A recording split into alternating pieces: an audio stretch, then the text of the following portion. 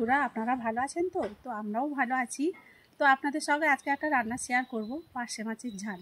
তো কিভাবে রান্না করি আপনারা সঙ্গে থাকুন, দেখতে থাকুন।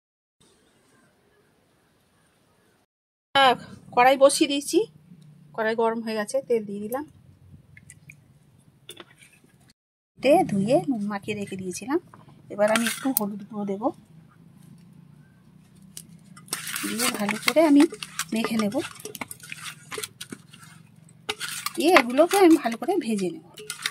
খুব বেশি ভাজা হবে না, হালকা ভাজা হবে। এর মধ্যে একটু নুন দিয়ে দেবো। নুন দিলে কি হয়, মাছগুলো একদম ভাঙে না, সুন্দর ভাজা হয়। তো আপনারা যে কোনো মাছ ভাজুন না কেন, তেল গরম হয়ে গেলে একটু লবণ দিয়ে দেবো।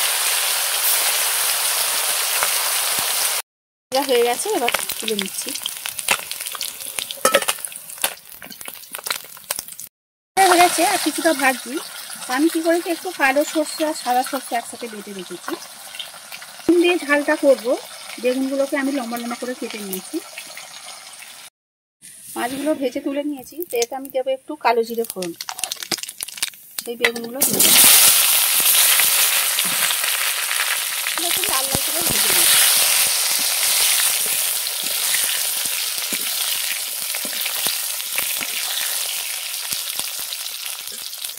বেগুনগুলো লাল লাল হয়ে গেছে। এবার আমি একটু লবণ দেবো, আমি একটু হলুদ গুঁড়ো দিয়ে তারপর আমি ভালো খাওয়া দেবো। আমি যে সর্ষেটা বেটে রেখেছিলাম, সাদা সর্ষে কালো সর্ষে, আমি এটা দিয়ে দেবো।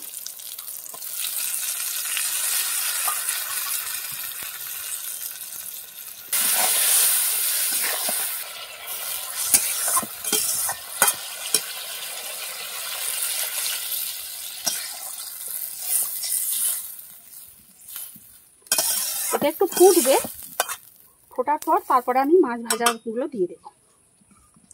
দেখুন, আমি কটা কাঁচা লঙ্কা কেটে রেখেছিলাম, এটা দিয়ে দিলাম। সুন্দর ফুটে গেছে। আমি এবার মাছগুলো দিয়ে দেবো।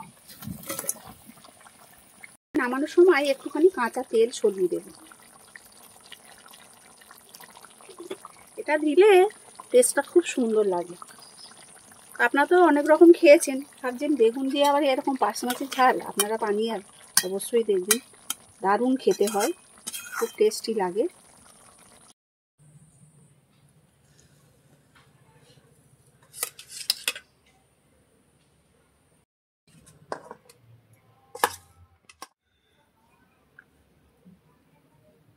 বন্ধুরা, আমাদের পার্শে মাছের ঝাল রেডি।